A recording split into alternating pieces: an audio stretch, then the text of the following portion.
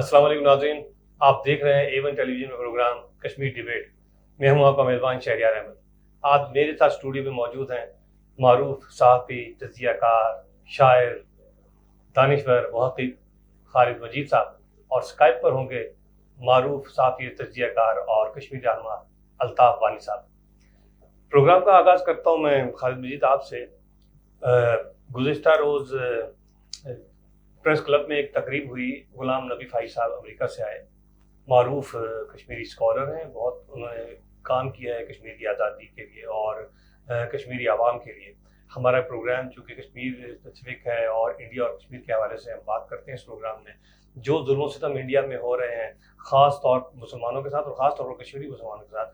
खालिद, मैं आपसे ये जानना चाहता हूँ कि गुलाम नबी फ़ाई ने जो कहा है और बड़ा खराज तहसीन पेश किया है सारे मीडिया के सामने, पाकिस्तान की उन कामशों को, उन कामों को खराज तहसीन पेश किया है कि जो वो कश्मीर कौस के लिए सियासी, अखलाकी और सिफारती हमायत जारी रखे हुई है। पाकिस्तान के अवाम का शुक्रिया अदा किया, पाकिस्तानी हुकूमत का। तो उन्होंने कहा कि पाकिस्तान ने आलमी वकील का किरदार अदा किया है कश्मीर के हवाले से। आप क्या कहते हैं? जी, बहुत शुक्रिया जनाब शहरियार साहब, आपने बुलाया और एक अहम इशू के हवाले से बात करने के लिए बुलाया है।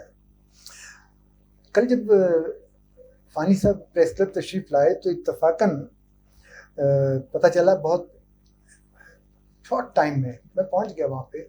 बड़ी अच्छी याद अल्लाह है उनके साथ, बहुत अरसा पहले से।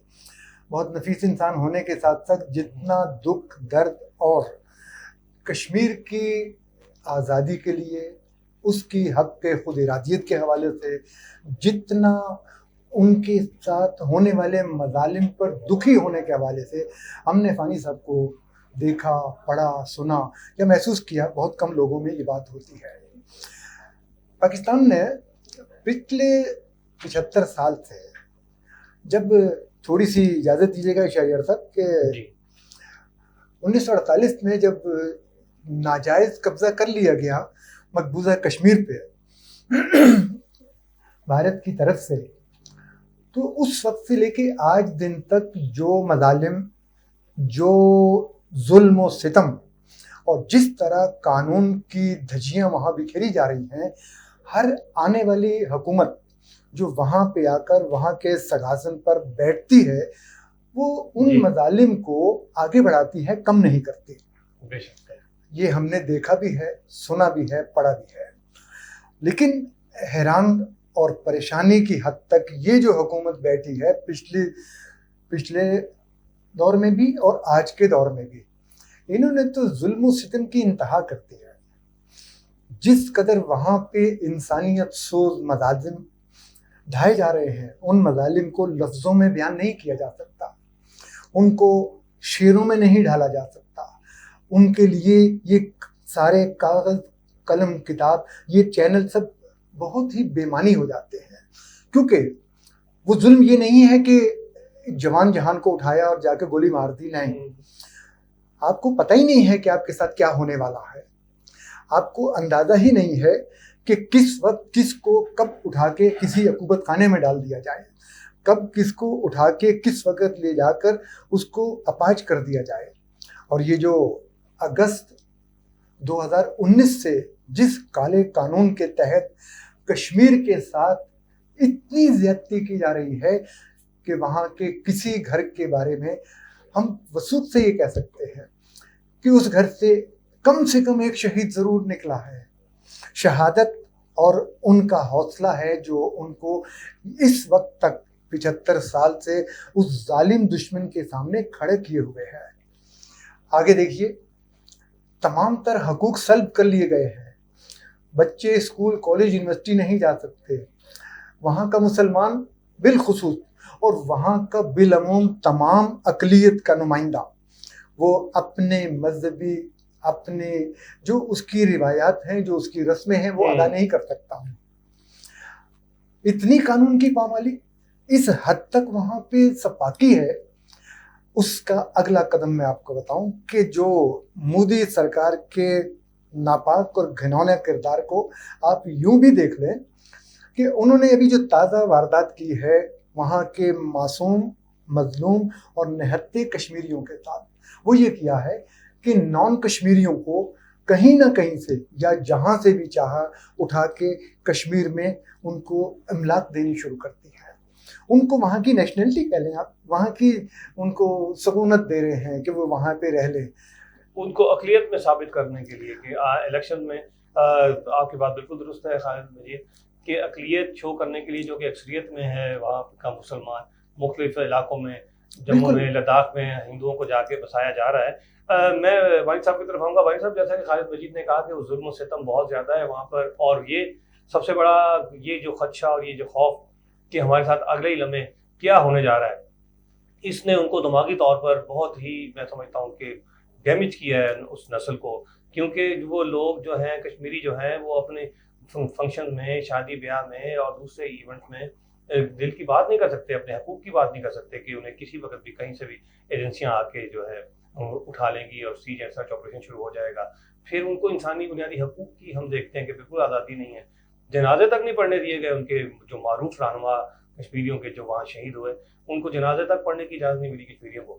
تو اس میں جب کہ جیسا کہ ابھی ہم نے غلام نبی فائز صاحب کا ذکر کیا, انہوں نے پاکستان کے کردار کی بھی بے تعریف کی, اور جو پوری دنیا میں جو کشمیری ہیں وہ ہزاروں کی تعداد میں ہر موقع پہ جو ہے احتجاج کرتے ہیں بھارتی مظالم کے اور بھارتی حکمرانوں کے خلاف. آپ اس حوالے سے کیا کہتے ہیں؟ شکریہ جی, آپ نے مجھے پروگرام لیا. سب سے پہلے ڈاکٹر فائز صاحب کے حوالے سے, تو ڈاکٹر فائز صاحب کی جو اسٹرگل ہے کشمیر کے حوالے سے, کشمیر کی جو تحریک ہے, اس کو دنیا میں متعارف کرانے میں, دنیا کے مختلف ایوانوں میں متعارف کرانے میں, اس سلسلے میں ہم ڈاکٹر فائز کو کشمیر کا انسائکلوپیڈیا کہتے ہیں موجودہ دور کا. ہر ایک چیز کی ریفرنس ان کے پاس ہو کہ ہر جگہ وہ آتے ہیں اور اس ریفرنس کے ساتھ بات کرتے ہیں, اس کمانڈ کے ساتھ بات کرتے ہیں. بدقسمتی سے ان کو بھی اس کشمیر کے محاذ پر کام کرنے کے سلسلے میں امریکہ جیسے ملک میں بھی صحبت قید بند کی صحبت سینی بڑی محاذ وجہ تھی کشمیر کا. ناؤ کمنگ ٹو کشمیر, دیکھیں ہندوستان نے پچھلے 76 سال سے ہر قسم کا ظلم بھی اپنایا, جبر بھی اپنایا, ساری چیزیں کی جو بھی وہ کر سکتے تھے ہیومنلی, وہ سب کچھ کیا. ان کا فوجی ڈپریشن بھی جاری تھا ایک طرف, اگر دیکھا جائے تو 1989 سے لے کر 2005 تک ایک پورا ملٹری ڈپریشن تھا کشمیر کے اندر, اور وہ چل رہا ہے ابھی بھی. لیکن 5 اگست 2019 کے بعد ایک قانونی ڈپریشن بھی انہوں نے شروع کر دیا. اس کو ہم جس کو کہتے ہیں کہ قانونی جنگ انہوں نے نئی ایک چھیڑ دی ہمارے ساتھ. اس کی بنیادی وجہ ہے کہ ہندوستان کی سرکار ہر طریقے سے ملٹری مائٹ سے, دوست سے, دباؤ سے, لالچ سے کشمیریوں کی جو تحریک ہے اس کو دبانے میں ناکام ہو چکی تھی. وہ اگر آپ دیکھیں تو وہ ہر دفعہ کہتے تھے کہ اب 200 مجاہد رہ گئے کشمیر کے اندر, 200 فریڈم فائٹر ہیں, اور سال کے آخر میں کہتے تھے کہ ہم نے 200 مار دیے. پھر اگلی پریس کانفرنس میں کہتے تھے کہ 250 اور ہیں. تو یہ سلسلہ ان کا تھا, کیونکہ کشمیر کی انڈیجنس موومنٹ یہ کبھی ختم ہو نہیں سکتی ہے, بیکاز جس طرح سے ہندوستان نے کشمیر میں کشمیر کی قیادت کو لوگوں سے دور کیا, کشمیر کی قیادت کو دلی کے تہاڑ جیل میں بند کیا, کشمیر کی قیادت کے خلاف جو مقدمات درج کیے, ایسے مقدمات جو جھوٹ پر مبنی تھے, اور پھر جو بھی شخص ایک نئی سروے کی سرولنس کی کشمیر کے اندر ہر گھر کی, کہ کس گھر کا کون سا بندہ تحریک کا حمایتی ہے, جو تحریک میں شامل ہے, یا اس نے بندوق اٹھائی ہے, یا وہ سیاسی کارکن ہے تحریک کا. تمام گھروں کی سروے کے بعد ان گھروں کی سرولنس شروع کر دی گئی, ان کے گھر والوں کو ایک طرح کی سرولنس میں رکھا گیا. اس کے بعد پھر انہوں نے ایک دوسری چیز, جو ہندوستان کا جو کشمیر کے اندر میڈیا تھا, اس کا ایک بہت بڑا کردار تھا 5 اگست 2000 تک, کہ وہ کشمیر کی جتنی بھی ہیومن رائٹس وائلیشنز ہوتی تھی, بات چیت ہوتی تھی, یا جو بھی کوئی حادثہ ہوتا تھا, کوئی واقعہ ہوتا تھا, کوئی فنکشن ہوتا تھا, اس کو وہ رپورٹ کرتا تھا کشمیر کا میڈیا. لیکن نئی میڈیا پالیسی جب ہندوستان کی سرکار نے 2020 میں جاری کر دی, اس سے پہلے انہوں نے تمام اخبارات کو بند کر دیا, ان کی انٹرنیٹ سہولتیں بند کر دی, ان کے چھاپنے کی سہولتیں بند کر دی, اور اس کے بعد ایک کشمیر کے لیے ایک نئی میڈیا پالیسی آئی. اور اس میڈیا پالیسی میں ہر میڈیا ہاؤس کو یہ کہا گیا کہ آپ کا جو ہر چیز جو ہے وہ ہم ویٹ کریں گے, اور آپ کوئی بھی ایسا इंसिडेंट रिपोर्ट नहीं करेंगे जो तहरीक आज़ादी के साथ ताल्लुक़ हो, जो ह्यूमन राइट्स के साथ जिसका ताल्लुक़ हो, वो आप रिपोर्ट नहीं करेंगे हमारी इजाज़त के बगैर। कोई इदारिया नहीं लिखा जाएगा तहरीक आज़ादी पर, या दफ़ा 370 की मनसूखी पर कोई चीज़ नहीं लिखी जाएगी। तो अगर आप देखेंगे उसके बाद जो हमारा प्रेस है वो मकबूजा कश्मीर का प्रेस एक सरकारी प्रेस रिलीज लगता है। सर जो भी बात सरकार ने करनी है वही करनी है, दूसरे किसी को बात करने की इजाज़त नहीं है। तो इस तरह से आप पैगाम अपना लोगों तक भी नहीं पहुंचा पाए। इस तरह से हमारे कश्मीर के बहुत सारे जर्नलिस्ट ने काम ही छोड़ दिया जर्नलिज्म का, वो कोई और काम करना शुरू कर गए। लाइकवाइज कुछ जर्नलिस्ट ऐसे हैं जो हिजरत करने पर मजबूर हो गए दूसरे मुल्कों में, कुछ जर्नलिस्ट ऐसे हैं जो कैद खानों में हैं because of reporting any story. जो उन्होंने स्टोरी लॉन्च की, उस स्टोरी पर वो आसिफ सुल्तान आपके सामने है, एक 24 घंटे की रिहाई उनको नसीब हुई। वो भी जब दुनिया भर की इंसानी हुकूक की तंजीमों ने, प्रेस की तंजीमों ने उस पर काम किया, लेकिन किसी तरह से हिंदुस्तान रुकता नहीं, दोबारा उनको गिरफ्तार किया। इस तरह से दर्जनों सहाफ़ी, फोटो जर्नलिस्ट हिंदुस्तान की कैदबंद में हैं।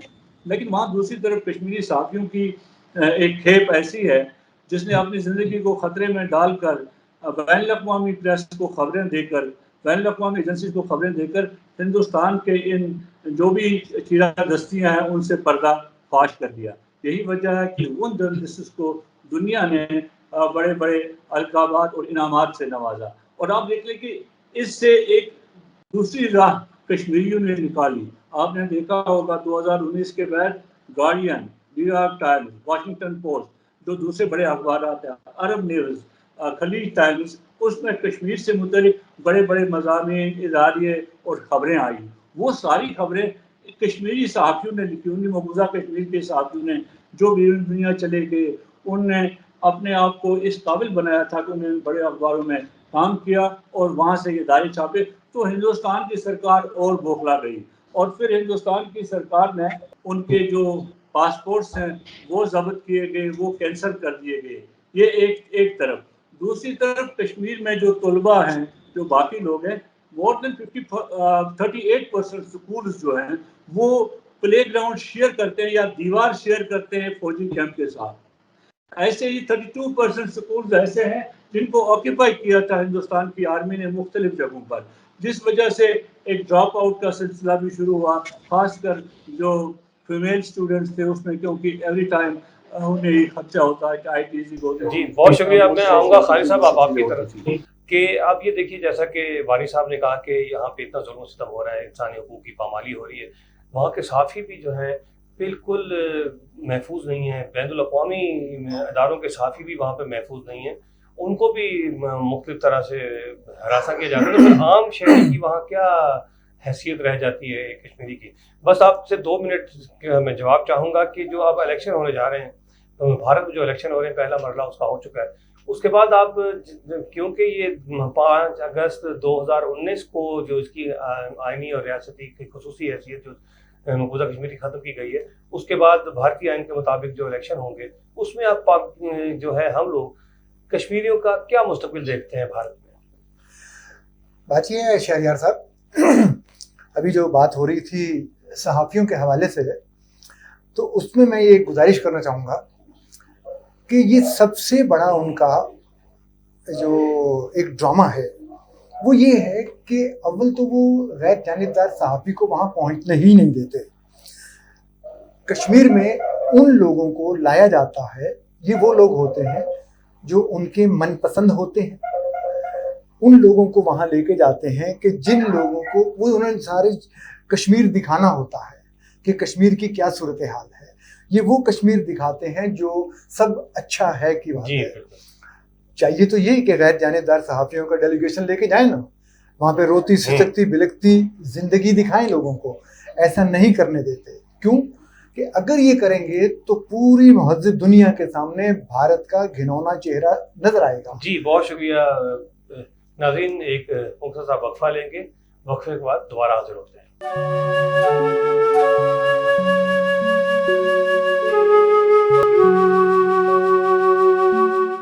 वेलकम बैक नाज़रीन, प्रोग्राम کشمیر ڈبیٹ میں ہم دوبارہ حاضر خدمت ہیں. پروگرام کے حصے میں میرے ساتھ ٹیلی فون لائن پر موجود ہوں گی سابق سفیر پاکستان نائلہ چوہان صاحبہ. السلام علیکم میڈم. وعلیکم السلام. ابھی گزشتہ روز غلام نبی فائی صاحب ہیں, معروف کشمیری اسکالر ہیں, بڑا کام کیا انہوں نے کشمیر کے جو ایشوز ہیں اس پہ پوری دنیا میں, امریکہ میں ہوتے ہیں اور پوری دنیا میں کشمیر کاز کو جو ہے اس کی عکاسی کر رہے ہیں کہ کیا کچھ وہاں ظلم و ستم ہو رہا ہے. وہ پاکستان آئے ہوئے تھے گزشتہ روز, انہوں نے پریس کلب میں پاکستان کو جو ہے خاص طور پر خراج تحسین پیش کیا عوام کو اور پاکستان کو کہ ان کی پالیسی اور ان کی سفارتی اخلاقی اور سیاسی حمایت جو ہے کشمیریوں کو حاصل ہے. تو انہوں نے کہا ہے کہ پاکستان کو میں عالمی وکیل تصور کرتا ہوں کشمیر کے حوالے سے. ایک اس حوالے سے آپ بات کیجیے گا. دوسرا میر فاروق صاحب ہیں, میر واعظ عمر فاروق, کشمیری رہنما. انہوں نے جتنے بھی کشمیری حریت رہنما ہیں جن کی شہادت ہو چکی ہے یا جو قید و بند کی صعوبتیں برداشت کر رہے ہیں اور یا جو جد و جہد کر رہے ہیں کارکنان, ان کو انہوں نے گزشتہ روز بہت قابل عزت قابل تعریف گردانا ہے اور بڑی ان کو خراج تحسین پیش کیا ہے. لیڈران کی وجہ سے ہی کشمیر کی جو تحریک آزادی ہے وہ زندہ ہے اور ہمیشہ زندہ رہے گی. آپ کیا کہتی ہیں؟ جی بالکل درست ہے. پاکستان نے ہمیشہ ایک پرنسپل پوزیشن لی ہے اور ہم نے کشمیر کے کاز کو ایڈوکیٹ کیا ہے انٹرنیشنل لیول میں. اور آپ دیکھیے کہ یونائٹڈ نیشن سیکورٹی کاؤنسل کی ریزولوشن جو ہے ان کو ہم نے وہاں زندہ رکھا اور کشمیر کی بحث جو ہے وہ اقوام متحدہ میں ہر سال بلیک ایکٹیویٹی ہوتی ہے. اور ابھی جب بھی انڈیا نے آرٹیکل 370 کو ایبروگیٹ کیا تو وہ جو violation of U N security council resolution تھی ان کو بھی ہمارے وہاں پہ جو پرماننٹ ریپرزینٹیٹیو ہیں انہوں نے ریز کیا کہ یہ تو انٹرنیشنل لا کو وائلیٹ کر رہے ہیں. جی ہاں. تو پاکستان کا اس موضوع پہ ہر وقت جو دنیا کو آگاہی دینے کا ایک مشن ہے وہ کامیاب ہے, اللہ کا شکر ہے. لیکن جہاں تک کشمیریوں کی تکلیف کی بات ہے وہ ابھی جاری ہے. آپ دیکھیے روز دن آپ خبریں پڑھتے ہیں تو دل دہل جاتا ہے. جس قسم کے مظالم کشمیری عورتوں بچوں بوڑھوں کے خلاف کیا جا رہا ہے, جوانوں کے ساتھ جو کیا جا رہا ہے, مجھے تو لگتا ہے کہ مودی صاحب اتنے ڈرے ہوئے ہیں کہ اگر پلبسٹ ہوا تو ان کا یہاں سے خاتمہ ہو جائے گا کہ انہوں نے مطلب کشمیر کو اپنا حصہ بنانے کی کوشش کی اور اس کی آئیڈینٹی کو اپنی طرف سے ہٹانے کی کوشش کی. لیکن دنیا کی کوئی طاقت کشمیر کی آئیڈینٹی مٹا نہیں سکتی اور اقوام متحدہ میں یہ جو ہے اس بات کو مطلب ریکگنیشن ہے. جی میڈم, یہ جیسا 70 سال سے کشمیری جو ہیں جو مائیں بہنیں بچے یہ جو ظلم و ستم برداشت کر رہے ہیں اور یہ انہوں نے زندہ رکھا ہے اتنا آزادی کی تحریک کو, لیکن اس کے برعکس ہم جب دنیا میں دیکھتے ہیں جو بین الاقوامی طاقتیں ہیں, اقوام متحدہ ہے, امریکہ ہے اور دوسرے جو طاقتور ممالک ہیں, ہم دیکھتے ہیں کوئی مسلمانوں کو غیر مسلم کا کوئی مسئلہ ہوتا ہے, ایسٹ تیمور کا ایشو ہو یا کوئی اور مسئلہ ہو, وہ تو جلد حل ہو جاتا ہے. لیکن جہاں جہاں مسلمان تکلیف میں ہیں, فلسطین میں ہو گئے, کشمیر میں ہو گئے, تو اس وقت بین الاقوامی ضمیر بالکل خاموش رہتا ہے, سویا رہتا ہے. ایک تو یہ وجہ بھی ہو سکتی ہے کہ بھارت جو کہ ایک بہت بڑا ملک ہے, 1 ارب 20 کروڑ کی آبادی ہے, اس کی اکانومی بڑی ہے, یہ اب سب کچھ جو ہے دنیا میں ظلم و ستم یہ تجارتی مفادات کے ساتھ منسلک ہو گیا ہے. دیکھیے تجارتی جو انٹرسٹ ہے وہ تو صدیوں سے ہے, کوئی آج کے نہیں ہے. جی. اور دنیا میں آپ دیکھیے جب اسلام پیدا تو زیادہ تر کیونکہ حضرت صلی اللہ علیہ وسلم خود تجارت میں تھے, تو تجارت جو ہے وہ ایک پازیٹیو چیز ہے. لیکن یہاں پہ تجارت کی بات نہیں ہو رہی, یہاں مینیپولیشن کی بات ہو رہی ہے اور ویسٹڈ انٹرسٹ کی بات ہو رہی ہے. جی ہاں. اور آپ دیکھیے کہ ڈسپائٹ دا فیکٹ کہ انڈیا برٹش, آپ دیکھیے انہوں نے ابھی جو ہے الیکشن سے پہلے اپنا سارا ڈیٹا فرچ کر دیا کہ جی ہماری جو ہے وہ پاورٹی اتنی ڈکریز ہوئی, حالانکہ بالکل نہیں ہوئی بلکہ انکریز ہوئی ہے. لیکن آپ جب اسٹیٹسٹکس دیکھتے ہیں تو کن فیکٹرز کو لے کے کیلکولیٹ کرتے ہیں, انہوں نے اس ہوشیاری سے کیا کہ دنیا کو لگے کہ شاید लेकिन इंटरनेशनल ऑब्जर्वर ने बताया कि ये झूठ है, Exactly. वहां पे बढ़ गई भी है। और ये जिस तरह से अपने आप को मतलब उन्हें डर है ये कि अगर कश्मीर आजाद हो जाता है तो इनका सारा खेल खत्म हो जाता है। हिंदुस्तान जो है वो किस तरह से हिंदुस्तान के अंदर जो मुसलमान माइनॉरिटी है उसके साथ क्या सलूक कर रही है, और कश्मीरी जो कि अपनी आजादी की जंग लड़ रहे हैं उनके लिए किस तरह से उनका एटीट्यूड है। जी नायरा साहबा, हम ये देखते हैं कि जब भी इलेक्शन होते हैं तो भारत में कोई भी हुकूमत होती है वो पाकिस्तान मुखालिफ बयान दे के, मुसलमानों के मुखालिफ दे के अपना इलेक्शन जीतते हैं। मोदी ने पिछले 2 इलेक्शन ऐसे ही जीते हैं, अब तीसरी मरतबा भी चांस ऐसे ही लग रहा है कि वो भी ही इक़्तिदार में आएंगे। जब वो इक़्तिदार में आएंगे तो जैसे कि आपने बताया कि 35A और 370 आइन का आर्टिकल मनसूख हो चुके हैं, तो फिर सीटों का भी फ़र्क पड़ेगा लोकसभा में। तो उससे आप ये जो मकबूजा कश्मीर के मुसलमान हैं इनके मुस्तकबिल पे क्या असर देखती हैं अगर मोदी की हुकूमत आ जाए दोबारा? तो देखिए मोदी की हुकूमत तो उन्होंने पूरी कोशिश कर रही है कि आएगी जी, और उन्होंने सबसे पहले अपने जितने भी मुखालिफिन थे उनको आगे से हटा दिया, अपना राह साफ कर दिया, बिल्कुल। चाहे वो आम आदमी पार्टी थी या वो कांग्रेस थी या वो जो भी पार्टी थी। जी हाँ। तो उनका तो एजेंडा ही पाकिस्तान के खिलाफ है। तो हिंदुत्व जो है वो है ही कि मुसलमानों को नीचा किया जाए और हिंदू नेशनलिस्ट एक्सट्रीमिस्ट जो है उनको इनकरेज किया जाए। लेकिन ये हिंदुस्तान के खुद मफाद के खिलाफ है, क्योंकि अब तक दुनिया कहती थी this is the largest democracy in the world, this is the most secular state of the world. लेकिन अब उन्होंने अपने ना सेक्युलर कैरेक्टर को रखा है और ना डेमोक्रेसी, क्योंकि ये तो ऑटोक्रेसी है कि वो किस तरह से अपने जो है वो कवानीन मजलूमों के ऊपर जो है वो नाफिज कर रहे हैं और किस तरह से रोज एक्स्ट्रा जुडिशियल किलिंग्स हो रही है और किस तरह से लोग खासकर कश्मीर में गायब किए जा रहे हैं। तो ये नहीं है कि दुनिया की आंखें बंद है, सिर्फ ये है कि हमें अपनी जो जद्दोजहद है उसको जारी रखना चाहिए और आगाही जो है उसका सिलसिला हमें रीइंफोर्स करना चाहिए। जी बहुत शुक्रिया। हमारे साथ मौजूद थी नायरा चौहान, साबिक सफ़ीर पाकिस्तान। मुख्तलिफ ममालिक में इन्होंने फ़राइज़ अंजाम दिए। बहुत शुक्रिया आपने हमारे प्रोग्राम में शिरकत की। नाज़रीन, आप देख रहे थे प्रोग्राम कश्मीर डिबेट। हमें इजाज़त दीजिए। अल्लाह हाफ़िज़।